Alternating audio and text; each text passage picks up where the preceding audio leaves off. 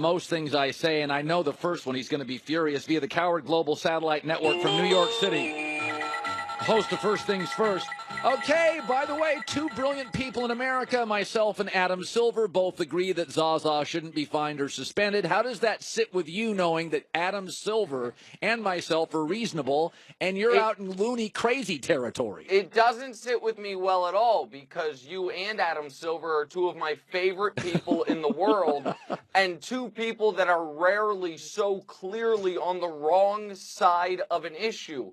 Collin, I know that it's been a long time since you were an elite athlete. Yes. However, I have seen the covers of your books, and you claim those aren't photoshopped. So I imagine that you know what it's like when you fall, how you fall, and that typically, even if someone hits the back of your knee and tips you forward, as happened to Zaza allegedly, the way you try to do it is brace your fall.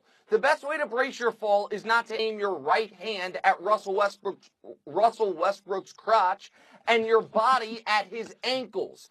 Zaza is a skillless goon with no place in this league. The NBA decided they couldn't prove the intent, so they didn't fine or suspend him. The Warriors could have sat him, and they should have. And I heard you yesterday talking about it is okay for guys to worry when they go into the lane. Love it's it. Okay. I agree with you, which is why a hard foul when a guy's trying to dunk on you is one thing. But waiting for a guy to be in his most vulnerable position and flopping on top of him is totally different. I felt very different.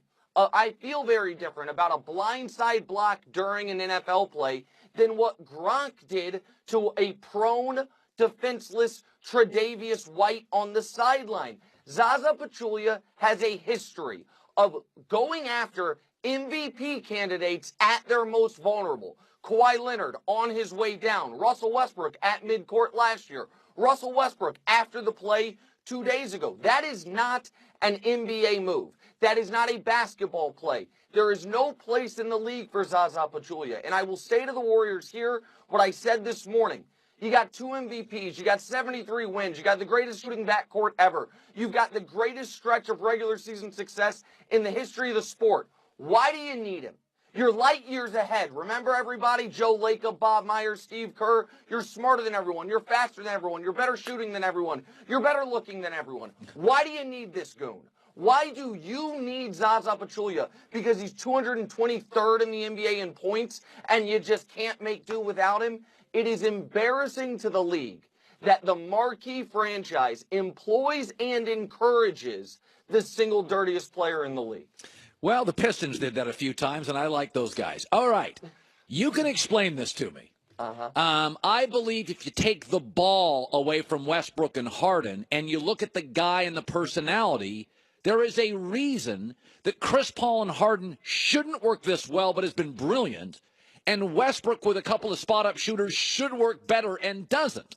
That we too often look at the player as just an athlete, but he's a human being. And Russ is arguing with refs and reporters. He's conflict-driven. He's feisty. Harden's joyful and fun. Goes to the nightclub. Plays well with others. Coaches like him. I think that's the explanation why Westbrook in his last 3 games is shooting 26%, still struggling, and Harden has brilliantly worked with Chris Paul. You know Harden better than anybody I know. You watch his games. You worked in Houston. What is it? Why is one working well and one not? Listen, I think Harden's game is a game that is more suited for other great players. I also think Harden's great player, Chris Paul, is a better player than Russ's best player, great player, Paul George. I also think Harden himself is a better player than Russell Westbrook is. So I think that this can be more of a testament and tribute to James Harden, a guy who is quickly making the case that he is one of the 5 best shooting guards in the history of the NBA. Yeah. I mean, I think that is the case, to be totally honest. It's hard to argue against it if we're really thinking about who is on the list. Jordan, Kobe, West, Wade, Harden. There's your top 5. And Harden, one of the greatest isolation players in league history, in addition to being a brilliant passer. All of those things can be true without it being an indictment on Russell Westbrook. But I do want to tweak you on something, because you have never been a Carmelo Anthony fan. No. You have always disliked his game. Yeah. But now, when it comes to evaluating the Thunder, Russ has 2 superstars with him. You've been telling me for years and 3 books ago that Melo ain't a superstar. You can't now all of a sudden make him a superstar retroactively because it helps your anti-Russell Westbrook propaganda. I will not stand for it. Propaganda. By the way, listen, not everybody liked Lonzo Ball, but I have this theory on Lonzo. He had 3 things working against him. His loud dad, he's a Laker, and expectations. Magic did him no help. His last 15 games, I'm sorry, Nick, he can play. And the Lakers are better with him. Can we all just come to the conclusion, we may not like his dad, we may hate the Lakers, and the expectations are laughable. Dude can play, right? This is one, thankfully. Thank you. You've gotten right. There's no question about it. Listen, Lonzo, it's the first 20 games of his career. He's shooting 31% from the field and 25% from 3, while shooting an inexplicable 44% from the line. His last 18 games, that's up to 43% from the field, okay, 39% from 3, quite good, and 58% from the line, still not good, but at least tracking in the right direction.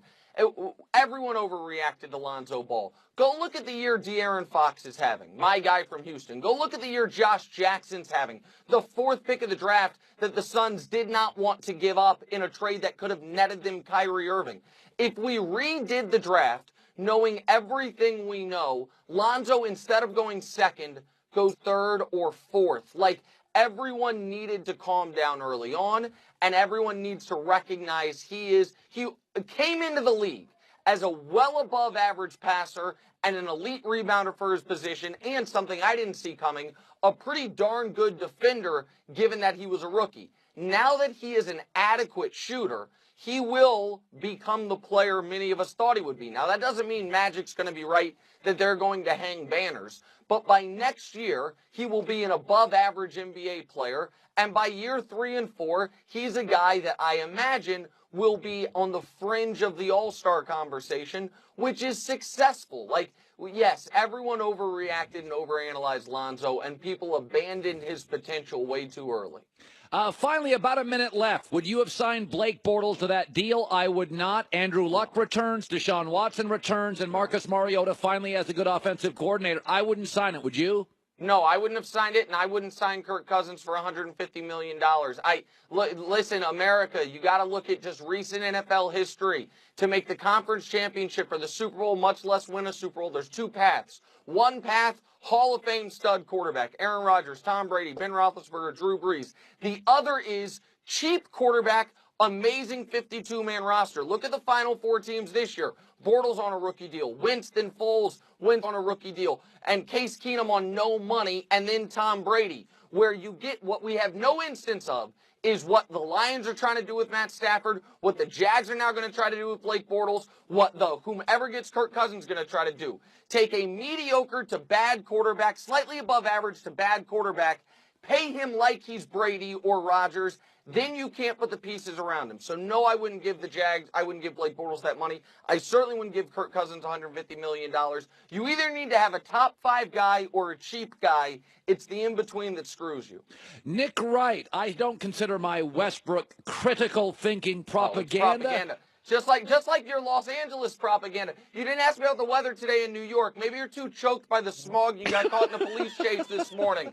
I don't know. It's beautiful in New York City today, and we don't have dogs chasing down people in the streets. But that's just out here. I don't know about you guys. Nick Wright, great talking to you, my friend. See you, bro. All right. Coming up next, the Combine starts, and the star of it has made a decision.